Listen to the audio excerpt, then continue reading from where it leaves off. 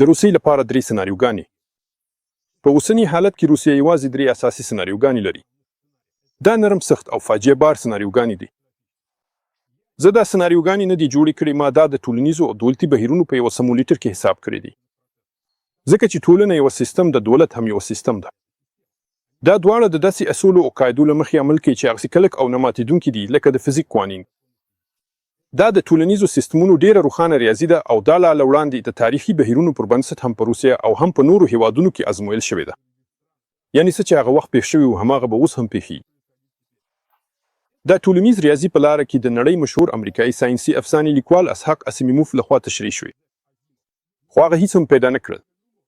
هغه د ټولنیز ریاضي موجوده ساينس واخیست او د هغې پر بنسټ د ساینسي افسانې ناولونو لړۍ ولیکله چې د بنسټ یا اکاډمي په نوم پیژندل کیږي.